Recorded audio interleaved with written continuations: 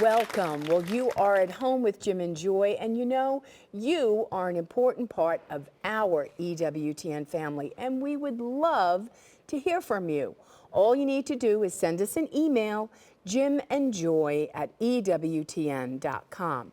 Well, today we bring you a guest who's very familiar to many of you in our EWTN family.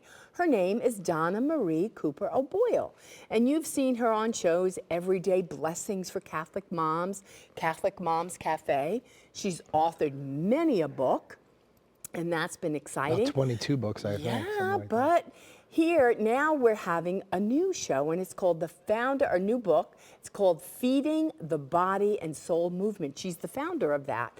And today we're going to be talking about her new book that she's authored, Feeding Your Family's Soul. Just go to our website, donnacooperoboyle.com or feedingyourfamilysoul.com.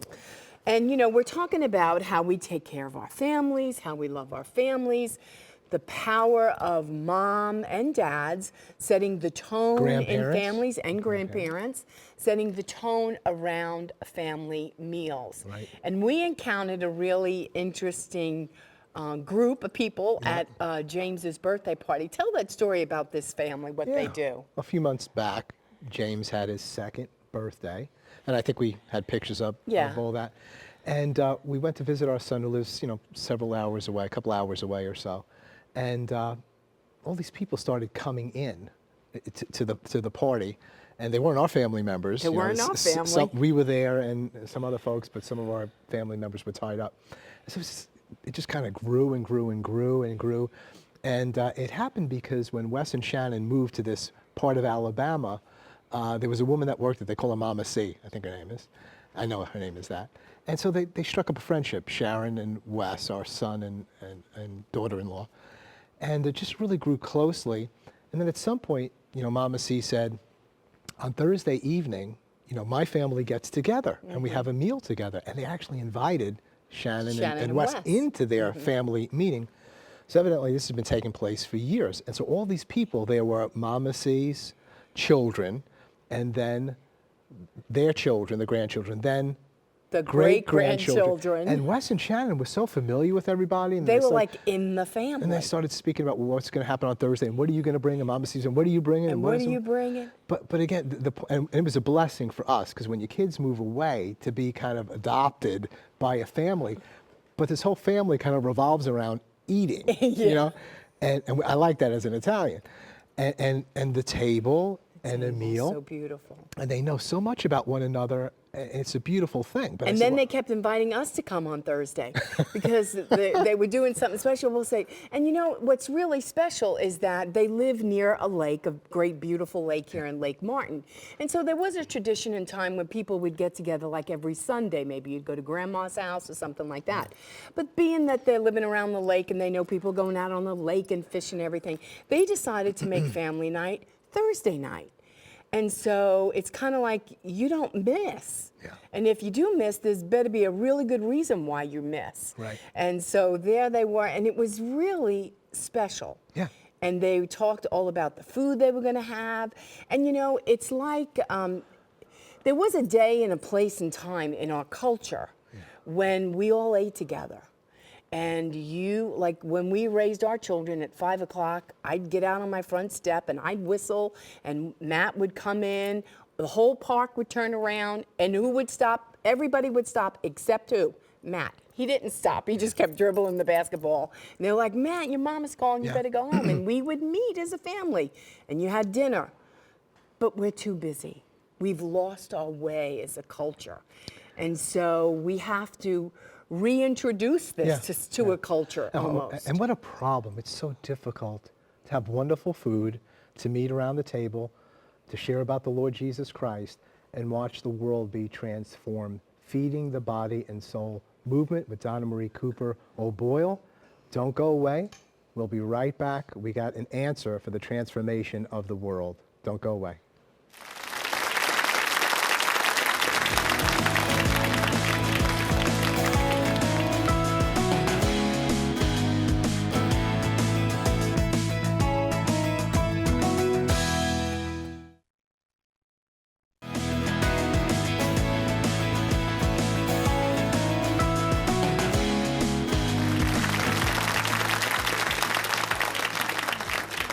welcome back. Well, you are an important part of our EWTN family, and we would love to hear from you. All you need to do is send us an email, jimandjoy@ewtn.com, and hopefully we will use your question right here on the air. Well, today we have Donna Marie Cooper O'Boyle. She's the founder of Feeding the Body and Soul Movement. What is that? A whole movement? Yeah. You could go to our website, donnacooperoboyle.com or feedingyourfamilysoul.com. That's the book. It sounds yummy. But first, what we would like to do, you know, you've been on the other side of the camera and you've been sharing and teaching, but why don't you tell our family at home, we're going to get a little bit more personal overview of Donna. Who are you? How many children do you have? Grandchildren? That kind of stuff, so people go, I didn't know that about Donna. You should write a memoir. I should write a memoir. Just in case they haven't read. Okay. Well, thank you so much for having me on your show. I just love your show. And I'm a mom, a Catholic wife and mother of 5, and I'm a grandmother now. So Praise the I Lord. joined the That's grandmother wonderful. club. It's the best. And he's a 1.5 years, Shepherd James. And so it's beautiful. I love my vocation of motherhood, so much so that I had to write about it. I had to write a lot of books about it to try to help encourage. How many books? Well, I think this one is the 22nd book, and the There you go. 23rd is coming out very soon. Okay. Bless you. You heard it here. Well, God keeps me busy. Yeah. No rest for the weary. I think we're supposed to fall into heaven exhausted. Like Father Hardin, my spiritual director, Yeah. he fell into heaven just totally exhausted. But And there's a that's what lot God- to be busy He used to say there's about. work to be done. That's what he'd say. Yes. He'd say there's work to be done. There's a lot of work to do, and we Right. need to help the family. So, but about myself, I love my family. I love natural things. I love organic gardening. I love to try to eat healthy. And I love to encourage others. It could be a complete stranger or someone in the family. And I like to incorporate Mother Teresa's teachings into all that I say and do. You know, she taught me so much about the importance of love beginning at home, and how much we need to show Christ's love to like you said earlier, how it can transform the world. You Yeah. know, each person we encounter, you know, to share our hearts and Christ's love. So What was it that so gripped you? I mean, you've spent so much time and years in writing, and the focus always seems to be moms, Yeah. moms and dads, now grandparents more, Yeah. the family. What was the turning point for you, or was this always a part of your life? Or, I mean, you really dedicated to this whole area of the family. Actually, that's a good question, because there was a time when it started, you know, really unfolded more so. But because it's my life, you know, and I grew up, I was very shy when I was growing up, so it wasn't like I planned to, when I grow up, you know, I'm going to write books, I'll be a TV host, and I'll travel around and I'll speak. No, thank you. I'll just, you know, mind my own business and walk the straight and narrow path. But, you know, I wasn't looking for any of that. And then during my 8th pregnancy, which is really my 5th living child, I had to be on complete bed rest because I had a heart condition and a hemorrhage uterus. So I was on complete bed rest. I already knew Mother Teresa at the time and Father Hardin.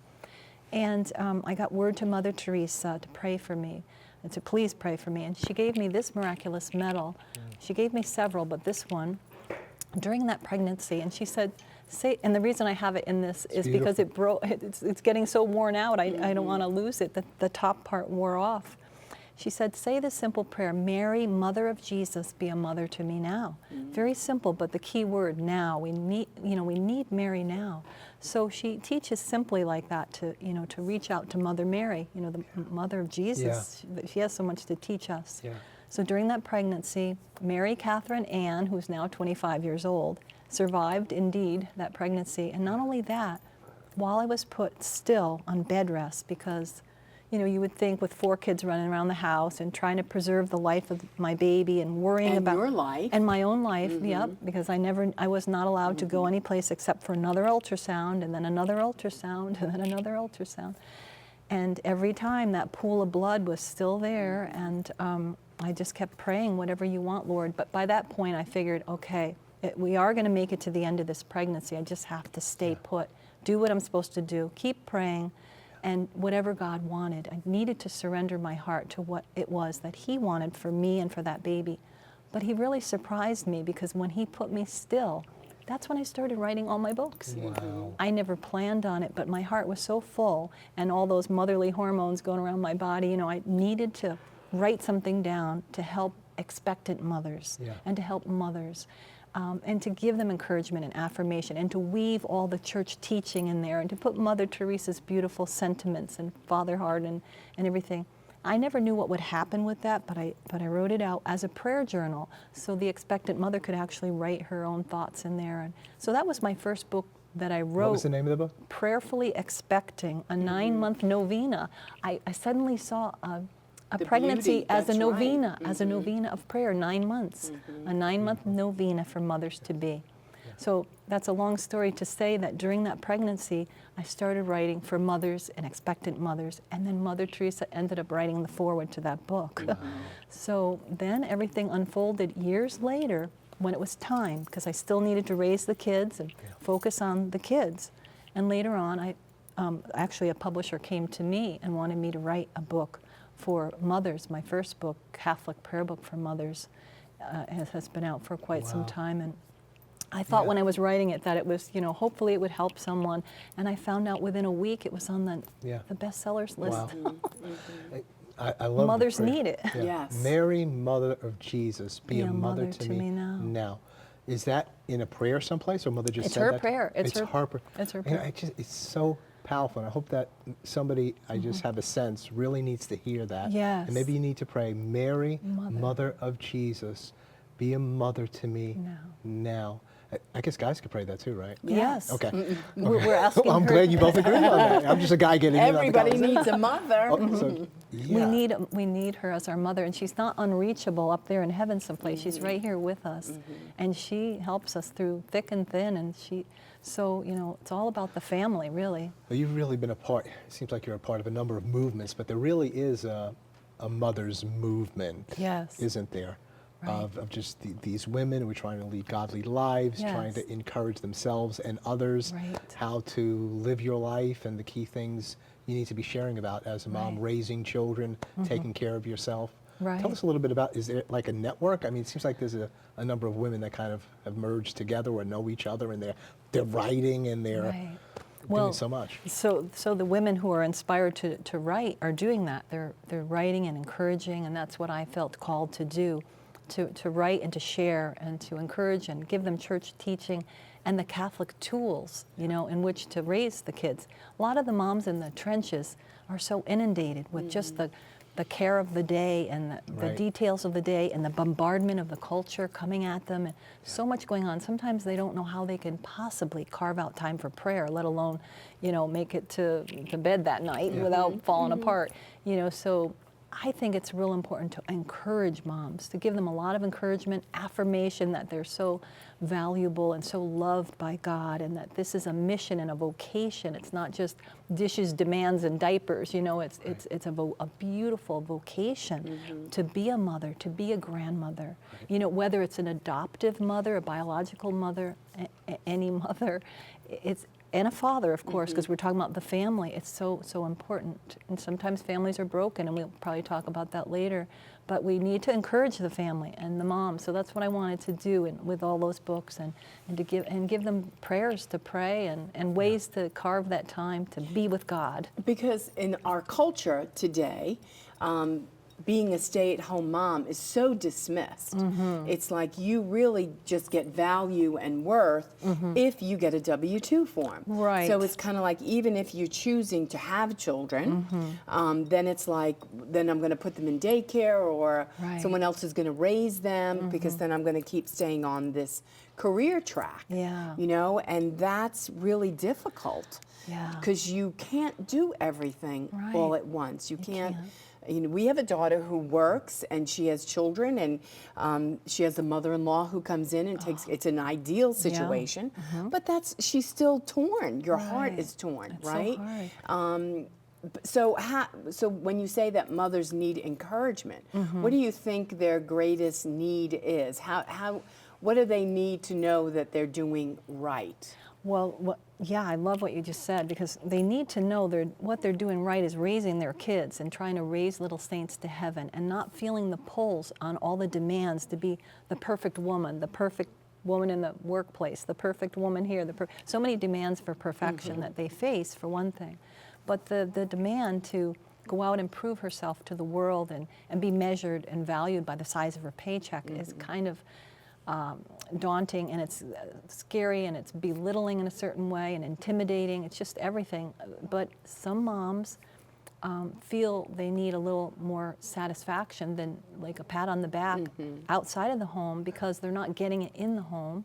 And that's where I try to say, but your work is so valuable, and those little things, like Mother Teresa would say, or Saint Therese would say, are huge in God's eyes. When given lovingly, when done lovingly in the middle of the night or whenever it is. And I know you're tired, and we're all tired, but we pray and we offer, and God transforms all of those little sacrifices into beautiful souls that are going to reach heaven one day. But it's hard, because it's sometimes a delicate balance when you're trying to help someone who feels that you're saying they're less of a mother if they are pursuing something other than just being at home. So we don't want them to feel insignificant or not as worthy of the name mother, So it's hard, but we know in our hearts, what I like to say is that you don't want to miss out on what you could have done, or what you could have. Your presence in the family is so, so important. So be there as long as you possibly can. And then pursue something outside of the home if that's what you feel you need to do or you want to do. But be there for them, so that they have you there when they come home, or have you there to teach them, and to be that first and foremost educator of the faith that God is calling us to be. So that's so important, because this, so to speak, casting the vision of the greatness of being feminine, motherhood, family, marriage. How do we cast that in this day and age? Is it maybe through moms that are really catching it themselves and passing that on to their children? Or how do we put this beautiful way out there when culture has so maligned it? How do we rebuild this? How do we represent this? That's what we're doing right now, too, right? Through the media. The moms, being the example, the grandmoms being the example, and passing it down through generations, that number one, absolutely. But then all we can do through talking to people, to writing books, to doing your show, and giving that encouragement in that way, and letting those moms know, how important they are in God's eyes, and how much their children really need them. So many studies are done about dinner table time and being together and breaking bread as a family, and how important it is to come together. Unfortunately, very sadly, really, a lot of people are losing touch with regular dinner times in their households, because they've let the outside activities dictate to them what their family should be like. So we're trying to say, what we want to do to encourage is to say, okay, you got all that stuff coming at you, and you got all those choices out there. You've got all these committees you can join. You have all those sports your kids could play. You have all those things. You want your child well-rounded, but do you really want to be going crazy, running around outside of the home, eating all that fast food, never sitting down in your home, or having the kids all farmed out doing so many things? You're not there together in the hearth and home as a family, sitting at the table, saying some prayers, even learning the faith right at the table. So it's hard, but and I think it can be done. It can be done, and I think unknowingly people know. I mean, if you just speak with married couples, you speak about the family, I think they would say, our center's missing. They might not know what that is, but they feel like, or they would say, I just feel like the heart's missing. We're doing all this other stuff, like, and they don't even know what is the center. How do you get back? You speak in your book, Feeding Your Family Soul, Dinner Table Spirituality, that really the heart and the center has a lot to do with the table. Yes. You can The table is at the heart of the home, and you know the parents really are the hearts of the home. I always say the mother, you know, it's like the heart of the home, and She's the hub. she's the hub. She, Yeah, I mean, everything really, comes she out makes from- everybody else's life work. Right. I mean, that's what I did. I mean, you just Right. made everybody else's life work so that if you weren't, Mom will get it. Mom will take care Yeah. of that. Mom's there. Mom knows where everything Yeah, is. somebody needs to do it so that and that's the great sacrifice of life. I mean, Yes, yes. you sacrifice your life that you could give everybody else life. Right. But the world tells us that no, you don't sacrifice your life. Right. You do what you want to do when you want to do it, Yep. and you know, but that ruins us as a society, Right. because somebody has to sacrifice and stop Right. to give life to your marriage, give life to your family, to give life to your children. Somebody has to say, I'm that person, Right. right? And to have a foundation and to be acknowledged and to know that, to feel that value from God, that you are that person, you are that couple in the heart of the home. And then you need to have a strong foundation of faith. You need to nourish your faith, and you need to be prayerful people. Otherwise, you're not going to make it.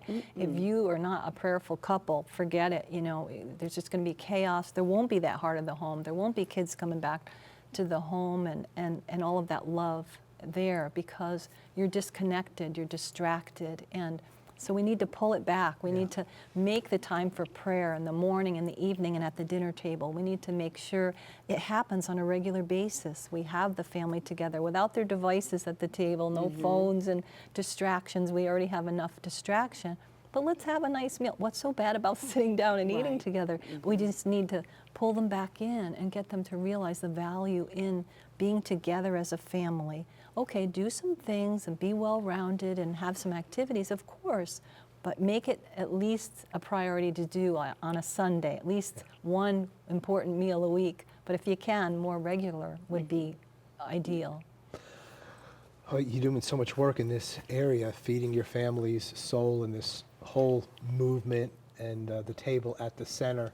And you know, one of the problems with so many couples is that they don't actually pray together.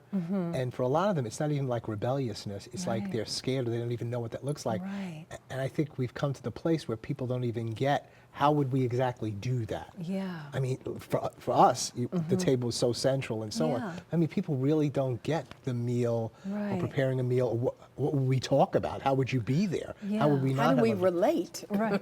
Are you Right. finding this? I mean, Yes, yes, and it's because they're so disconnected from the faith and from that's why I feel it's so important. That's why I'm so passionate about like teaching the parents and teaching the grandparents how to teach the faith. So I've been a catechist for almost 30 years because I love teaching kids, and I feel that my role too is to teach, you know, in a gentle, loving way, to teach parents and grandparents too, just gently saying, you know, hey, this is what we need to do. We need to be that first and foremost educator. We need to make the time for prayer. And everybody says, "Oh, it's so we're so That's busy. impossible," It's which- impossible." yeah, it's like- well, hey, I say pencil God right on the top of your to-do list. Never mind pencil, put him in pen. But he's got to be there on the top of your to-do list. And first thing in the morning, I think, is one of the most important prayers, other than Holy Mass and the Rosary, the morning offering. So before you even let your feet touch the floor, give your day to the Lord. So if everybody could just take that little time and pray first thing in the morning. And then again at night, of course, and try to get the prayers going at the dinner table.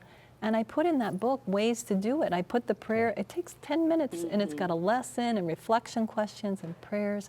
Share your hearts at the table, and don't be afraid, you know. Start praying. And if you haven't done it yet already, get going on it. It's never too late to start Right. praying. yeah. Right. The power that's released in actually praying. Yes. You know, I know you've written a lot, and it's such a gift, but ultimately, God isn't looking for as many people who write about prayer as who Right. pray. Right. You know, so praying is more important than writing about Right. prayer. I mean, it's great that you get to do both, or you want to do both. And it's just such a simple thing, but it unlocks power. Yes. And it cleanses, and you could do things for your family as a parent, as Right. a grandparent, as a godparent, you know, that nobody else can do. We say this again and Right. again, and there are things that our priests can do for us that we can't do for one another, that the Pope can do, but there are things that I can do Right. for my wife and my children and my grandchildren that no Pope can do, Right. no priest. And that isn't arrogance. That's just saying you don't have that place of authority like I have. Right. And you have that place of authority I don't have. I mean, I get that. But if we would just know that, it would build such confidence. Yes. Then I think more people would take you up on your offer if Right. they try it. Like Pope John Paul II, St. John Paul II said that's irreplaceable, that teaching the children from their youngest years, you know, the position of the parents in doing that is really, can't be replaced by someone else. So we can't rely on other people to do that. Yeah, it does come down to a lot of... What are some of the how many lessons do you have? 53 lessons. So there are 53. 50. So you give an extra one. I did extra credit one on the angels. Yeah, 52 for every week. Okay. And Well, we want to hear more about some of the lessons you. that are there. More with Donna Marie Cooper O'Boyle. We want to hear from you. Don't go away. We'll be right back.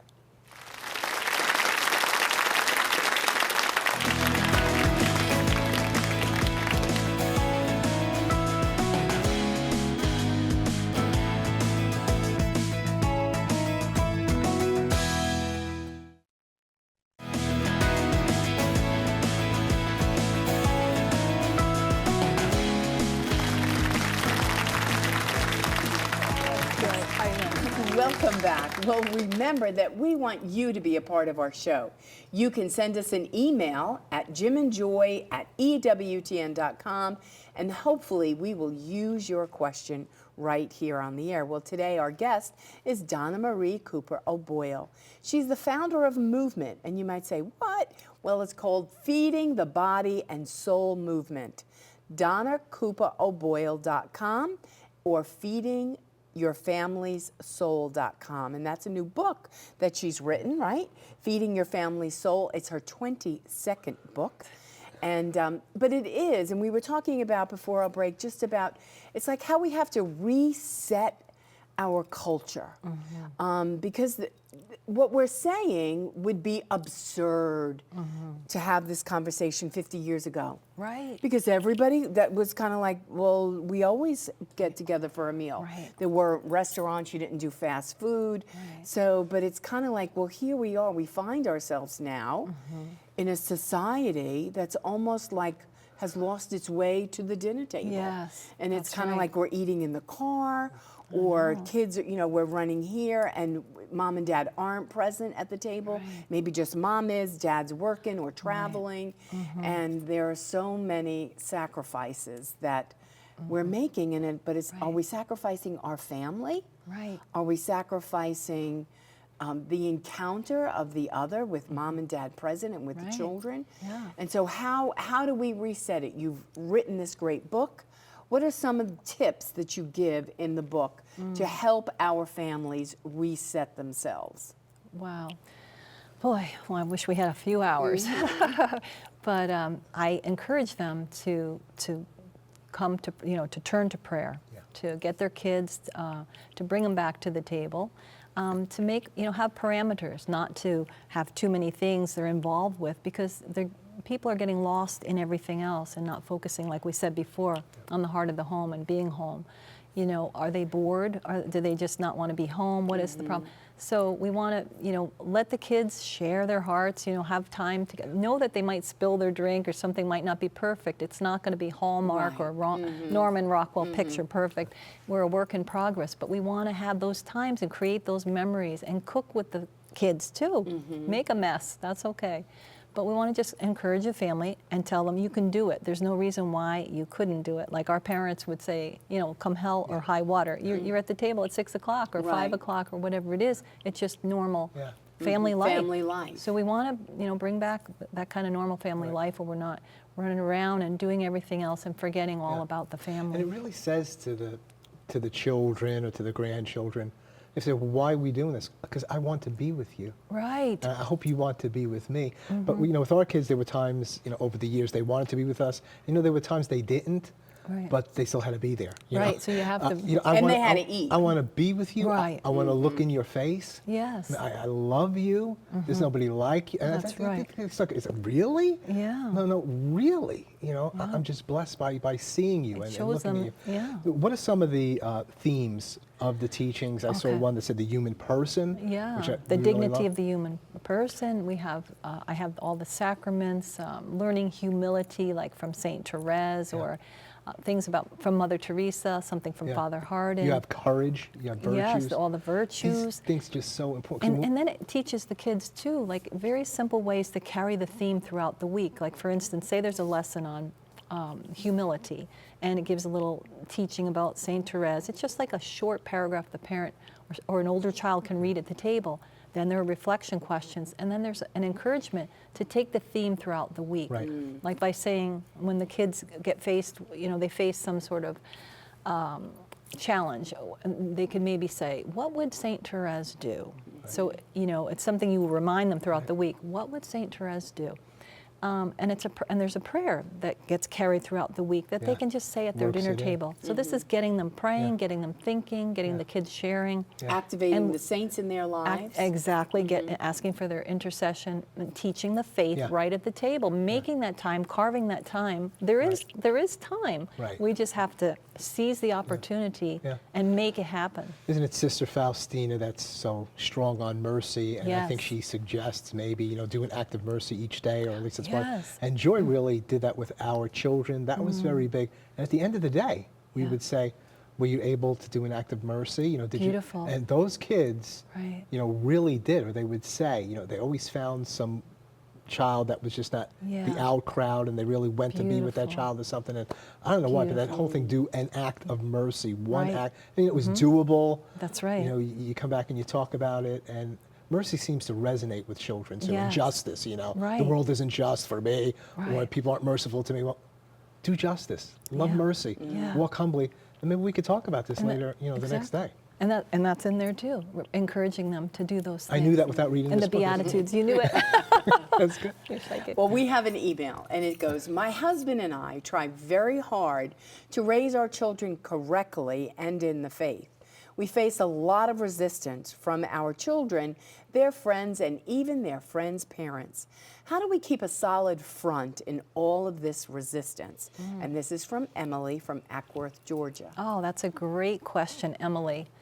Well, Archbishop Fulton Sheen said we need to have, well, I say, first of all, we need to have a strong backbone. And I love what he said about if we're a dead body, we're going to float down the stream. We need to be alive in our faith and to be strong, to go against the current. Yes. So in this situation that Emily speaks about, the parents and grandparents need to build up their backbone and not be afraid, be courageous, and be countercultural. Yes. They need to teach the faith. And so what everybody else is doing? Right. And even if the kids don't like it, it can be done in a beautiful, loving way.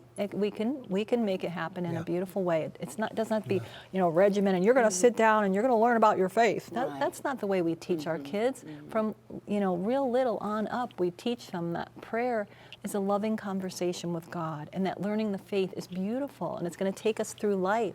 And that foundation is going to ground us and help us to get through everything that comes at us later on. So we need to do it. We need to build our backbone, and we need to just do what we're supposed to do. And I think a question that we need to ask ourselves as a family, is this event going to be good for family life? If your brother wants to play football and basketball and then baseball, and what do we say no to? Right. And then do we stop saying no to all the athletics? Because then we need to build in something spiritually in your life. Right. Like you're doing all these sports, but your soul is nowhere. Right. Like you might be a great athlete, but we didn't do anything to nurture your soul. And that's our responsibility as parents. That's right. I mean, chances are our kids aren't going to make it to the NBA or the NFL. But we want to make sure they get to heaven. That's right. Right? That's right. Is that Absolutely. the National Faith League, NFL? That's I'm so right. spiritual. And there are ways to do it too, so that they can do some sports. But like you said, but don't neglect the faith. And I love what you did too. You shared with me about if there was someone having something to do with sports and it couldn't be helped. They had their meal a little bit later, but you all sat down at the table with them and you had a conversation. So you still had a family dinner together. So you have to make it work for your family, but really try so hard not to allow the culture to dictate to you how your family should be. Only let God tell you that how your family should be. I think what you said, don't let the culture dictate to your family. Yes. And it will say, if you don't know who you are as a Catholic, Right. This culture is going to tell you, Oh, yeah. you know, what it means to be Catholic and what we don't like about it. Right, exactly. So we better instruct in love Yeah. and say we love all people, the human person. We love them, Catholics, non-Catholics, agnostics, atheists. And there are people that are really going to attack this faith because we stand between, in a lot of ways, the Right. destruction of the human person and Right. hell itself. Yeah. And this is the way I talk to my family, That's okay? good. And I'm saying, I want you to know this Right. because this world's going to rough you up. Right. And you need to be ready to know what you believe, to stand for what you believe, because not everybody believes that we need a mommy and a daddy. Right. And so there are people that don't believe that, or they're promoting other ways. We're going to love them, but we don't have to agree with that. Right. And there are some things that we just cannot back off from. Exactly. We don't kill our babies. That's right. You know, and if somebody has done that, then there's forgiveness. Maybe that's even happened in our extended family. Okay, but the premise is we love all people. We you know, we have one wife here, one husband, and so. But you need to know this is radical to this world. Yes. But here's why we believe this: theology of the body and how beautiful it is, and how we're made, and what the body's. But we've got to instruct. Right. You know, and a lot of that can happen around the table. But I think the whole thing of, you know, the pillars in the catechism, one of them is, how do we then live? How do we live? How do we worship? How do we pray? How do we live? And what this is going to meet with out in the world. Right. And so we've got to say you need some grit here. You need courage. Right. And that, so that they're not surprised. Right. You know, so that when this comes to them, speaking about abortion or, you know, cohabitation or whatever it is, that we're respectful, and yet we say this is how we live. Right. That's right. Absolutely. And we have those conversations around the dinner table. We Yeah. do, and that's the place to have it, so that Exactly. so that you can fortify and strengthen them, because you're going to send them out to the world that isn't going to be nice to No, them. not at all. But that's where the place where they get you know, restored they and get the renewed. truth. Yeah. Right at your dinner table, they get the truth. Now you have this beautiful box here. Oh. Tell us about the beautiful box. Oh, thank you. Okay, so this is a recipe box. So the reason I made this is to encourage and inspire families to collect family recipes, to write their own recipes, to gather things the kids like, and get traditional recipes from your older relatives and write their name on it, and make a box for your family. That could be something fun for the kids to help you with. Yeah. And I am going to put lots of goodies in it. It's at my website, with encouragement and games and things for the kids to do. Like one has to do with virtues, or they're written on cards, and they can pull them out of a jar in the morning, and it's, you know, do a work of mercy, a surprise, you know, act of kindness for someone this day, and things like that. But encouragement for parents, but to get them to think about dinners and think about recipes Yeah. and getting together and That's a great idea. taking some time to stir the sauce once in a while. Yeah, and how important it is to get those family recipes. Yeah, oh, yeah. Not wait and think, you know, our loved ones have died, but Yeah. gosh, I never got her recipe Right. for banana pudding. I never got her recipe on how she, right? So that we Right. get to share with our family now, because when they're gone, we Right. won't know their secrets. Exactly. Right? Take an Right. email, babe. Exactly. Okay, it says, my daughter and husband are very lax style to raise their children. I can see a lot of problems developing with more sure to come. How can I offer advice without becoming the interfering grandmother? And this is Terry from Lincoln Park, Michigan. Oh, that's delicate. That's a little hard. Can we have another email, please? It's tough. It's tough. But I would say, is there a way that you can be that example of faith without interfering with the parents? Try to find a moment, a loving moment, where you can suggest a book, or maybe a nice DVD from EWTN, or, you know, a children's book. Maybe that way, on a birthday or Christmas present, you can offer the faith in that way to those children. But see if maybe you can be that example, and maybe you can teach when they're with you. How about that? You know, do your part as the grandparent without interfering, but suggest when you can what they can do. You know, through maybe through the materials of the books and things like that.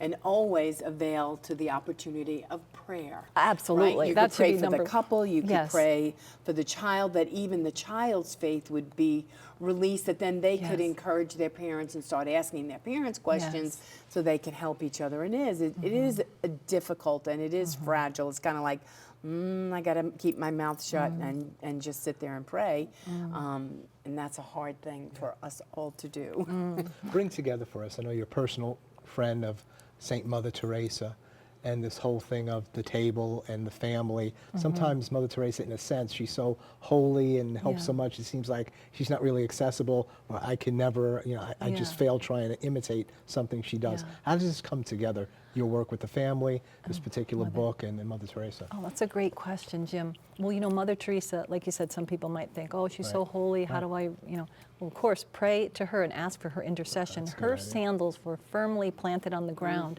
Her head wasn't in some lofty cloud of heavenly bliss, because she was in touch with suffering, whether it's picking the maggots out of people she pulled out of the gutters, or whether it was that interior suffering she endured herself. So she knew all about family life. She knew all about babies discarded in dustbins even, and she knew all about abortion, and she tried to stop it in any way she could. So she loved the family. But I love what she said, love begins at home. It's so simple, but are we doing that? Are we making sure we're loving at home before we run out and join all those committees to convert the world? Are we spending that time in the home, raising those kids, eating dinner at the table? So love begins at home. And she also said, that love oftentimes hurts. Love oftentimes requires sacrifice. So it's not warm and fuzzy and everything's great and this, getting up in the middle of the night or taking care of older kids who, are turning their back on the faith or on, different problems and different things requires our sacrifice to really love. So Mother Teresa teaches us so much about real, authentic Christian love. To begin in the home, to make sure you're there for them, to be present to them. And when she received the Nobel Peace Prize, one of the things she said was she was surprised at how many kids in the Western world were on drugs. And she said, then I realized the parents weren't home to greet them. Mother Teresa didn't mince words. She told it like it was, and she said what she needed to say, but always with love. She was so united to Jesus. So she's so close to my heart because, I knew her and I love her so much. So I love to share her blessings about the family. Thank you for sharing the truth in love for so many years and building up the church and the family. Donna Marie Cooper O'Boyle. We're going to take a break. We'll be right back. More to come. Please don't go away.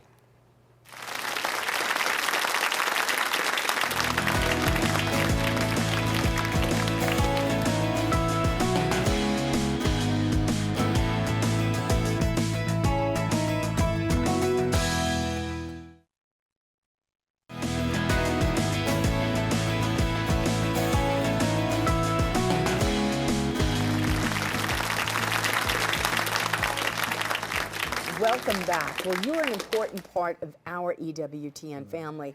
And we would love for you to join us live on At Home and be a member of our studio audience. You could meet Father Leonard. You could have met Donna Marie Cooper O'Boyle. You could meet us. We would love to have you come on down. So contact the EWTN Pilgrimage Department, or you can email them, pilgrimages@ewtn.com. Just give them a jingle at 205-271-2966 and make some plans to come to Irondale, Alabama. Well, right now we're going to go straight to Rome to hear from Joan.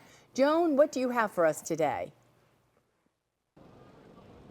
Well, hello from Rome to all of you at home, and please pass on my best regards to Donna Marie, your guest today. Now, any of us, when we think of Donna Marie, read her books, see her on television, we automatically think of family and of motherhood. And today I want to focus on motherhood with some very beautiful words by Pope Francis at a general audience, January 7th in 2015. Now, this was an audience between the October Synod on the family and the October 2015 Synod to come on the family. So the Pope speaks about motherhood and his own mother. Now, he began his audience by saying, every human person owes his or her life to a mother, And almost always much of what follows in life, human and spiritual formation, is owed to her. And he said, perhaps mothers, ready to sacrifice so much for their children and for others as well, ought to be listened to more. He said we should understand more about their daily struggle to be efficient at work and to be attentive and affectionate in the family. He said a mother with her children, she always has problems, she always has work. And then about his own mother. He said there were 5 of us children at home. And while one was doing one thing, the other was doing another thing. And our poor mama, he said, had to go back and forth from one side to the other. But she was always happy. She was always there for us. Now, the Pope said a society without mothers would be a dehumanized society, because mothers, even in the worst moments, are witnesses of tenderness, dedication, and moral strength. And he said they pass on the deepest sense of religious devotions and practices, such as prayers, such as the early acts of devotion that a child learns. And he said without mothers, not only would there be no new faithful, but the faith would lose a good part of its simple and profound warmth. And then he reminded us that the mother is church, after all. She's our mother. We are not orphans. We have a mother. So thank you, Donna. Thank you, Pope Francis, for your wonderful words on motherhood. And time's up. Back to you at home. Thank you so much, Joan. So personal, her greeting for Donna Marie Cooper O'Boyle, and the Holy Fathers just sharing in praise of motherhood and how we need that at this juncture in history. So how are you, Father? You good? I'm doing well. Praise the Lord. Doing good, and it's just good times. I know this is one of your favorite topics. It is. We're talking about food. Feeding the soul. There you go. Feeding the body. There you go. We were talking before the show, right? I'm going to bring it up. There's a lot of cooking shows. EWTN has a few of them. And I said to you, I think you agree, we need an eating show. We do need an eating show, that's we right. could do it together. That's we wouldn't talk about cooking. right. People could cook, though. But we would just eat. We'd just eat together. I think people would watch the show. I think so. I think there's a lot of eaters out there. Well, I think it would be part of resetting our culture. People have forgotten the art of having a meal together and having a beautiful conversation and sharing the encounter of one another over food. That's what Jesus did. That's Jesus right. was always going to people's homes, having a meal. He showed them how to eat well. We could call it the Living Supper. There you go. There you go. There you have it. That sounds delicious. Well, tell us, I love when Joan was sharing about the Pope's mother, when he was sharing about his mother. But the beauty of being a mom, here she was raising this boy and raising all of her children. Did she know she was raising the Pope? Probably not, Did your mother know that she was raising you, a priest? No, not really. She loved you. She did. Poured her life That's why into I'm you. here. That's right. Big reason why I'm here, because And the beauty. Yeah, because Mom was so charitable, so affectionate, and so strong in keeping the family together. And we'd always have meals together for many years until we went off to college and working and all that. But those are times that we look back on, or I look back on, and I savor. They're wonderful. They'll never happen again. But yeah, I was getting a little nostalgic when you were talking about that, remembering all the good times with the family there, and Mom cooking for us, and you have conversation. We used to pray before we ate and all of that, and it kept us together. And it was good because it's something that we carried on lifelong, and still part of us, having communication, having prayer, and bringing that to myself as a priest, to the community, and to the people I visit and all that. But One of the beautiful things in our family, not just our immediate family, but extended family that I grew up in, is that we have so many people there and so many children too. But when somebody spoke, really, people actually stopped and listened. Oh yes. And it was like their moment to share this beautiful thing, or this silly thing, or this stupid thing, or what you disagreed with. Hopefully arguments didn't break out too much. But it was just like everybody would stop and honor that kid or that time. how we need that. Were you Oh, laughing yeah, about that is something? so Did you say things necessary. that were? No, that's true. I mean, there are many good humorous times and important things that need to be said. They were always said at the dinner table. Announcements, you know, all of these things, or plans, you know, it was all there, or sometimes a scolding. Yeah. Right, right. I'm so glad that, All of they that, didn't yeah. hold me to some of the things I said at various stages of my growth. Yeah, And I that's think right. You some of got the things- mercy. Yeah. Well, that's the family we too. all That have you'll get, mercy. Right. yeah. We're shown mercy of the family, you know. They're so parents can be very patient with us, and Yeah. but to do that well, you know, Donna provides many answers. She's just a font of wisdom, you know. Buy her book because she just doesn't talk about it. She shows you how to do it. Right. You know. Yeah. And her connection with Mother Teresa, Saint Teresa, is a beautiful thing. Oh, yeah. And I don't know the exact quote, but Mother Teresa, when I think she came to our country, spoke about you have people all around you that are hungry and starving. And she didn't mean even the American poor. She says, in your own house, Oh, yeah. that there are people starving for relationship, for communion, They for become for so time. isolated, you know. Right. Starving. Yeah. And now a great poverty. it is really difficult because so many children are finding their family in a screen, you know, and it's like, it's not there. It's not on a computer. It's not in pornography. It's not, and it's in the encounter of That's being right. with someone and having your heart heard, because everyone is desirous to have their heart heard and be connected to another human being. Yeah, everybody needs love. Everybody, we all need affection, you know, and the best place to have this is in the family. So we don't get it early in the family, then we start looking for love in all the wrong places, all the wrong faces, you know. Yeah. Sounds like a song. That sounds like a song. Yeah. Well, why don't you give us a blessing? Okay. Lord God Almighty, we thank you, Lord, for the great work you're doing in this show. And Lord, we lift up to you all families. We ask you, Lord, to increase your love, your peace in family life, and that you bless us all. In the name of the Father, the Son, the Holy Spirit. Amen. Amen. Thank you. Well, thank you Father. so much for being with us today on At Home with Jim and Joy. You're never alone. God is always with you.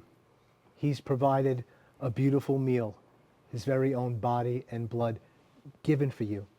He loves you that much.